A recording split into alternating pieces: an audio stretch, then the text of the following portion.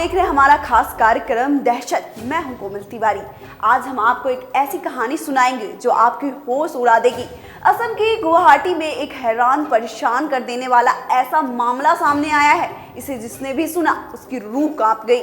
यहाँ पिछले 3 महीनों से एक शख्स अपनी माँ के कंकाल के साथ रह रहा था। वो रोज उस कंकाल को अपने हाथ से खाना खिलाता था। हैरत की बात यह है कि शख्स ने इतने समय से खुद को भी कमरे में बंद कर रखा था। वो ना तो बाहर जाता और ना ही किसी को अपने घर में आने देता।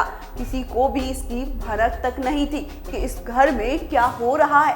दरअसल पूर्णिमा देवी नाम की एक महिला अपने 40 वर्षीय बेटे जयदीप देव के साथ रहती थी। पति की मौत के बाद पेंशन से ही घर का गुजारा चल रहा था। माँ बेटा किसी से भी बातचीत नहीं करते थे, दोनों बस अपने आप में ही रहते। कुछ दिनों से वो महिला घर के बाहर नजर नहीं आई तो पड़ोसियों को शक हुआ, क्योंकि महिला के घर से तेज बदबू आ रही थी। इसके बाद जब पड़ोसियों ने जयदीप से उसकी माँ के बारे में पूछा कि तुम्हारी माँ कहाँ है, तो वो एकदम से कहा वो तो मर गई। यह सुनते ही पड़ोसियों के होश उड़ गए।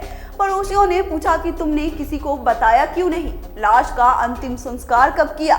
युवक ने इसका कोई जवाब नहीं दिया और दरवाजा बंद करके अंदर चला गया। इसके बाद पड़ोसियों ने उसकी खिड़की से झांककर अंदर देखा तो उनके होश उड़ गए।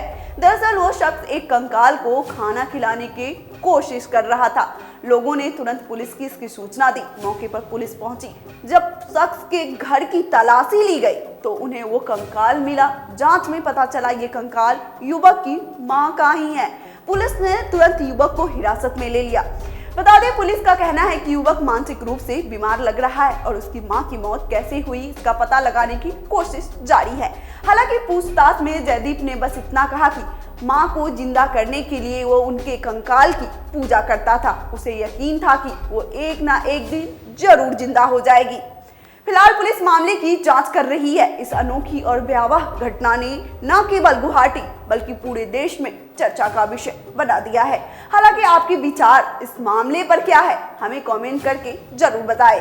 इस खबर में फिलहाल इतना ही। बनी रही एनबीसी भारत के साथ। नमस्कार।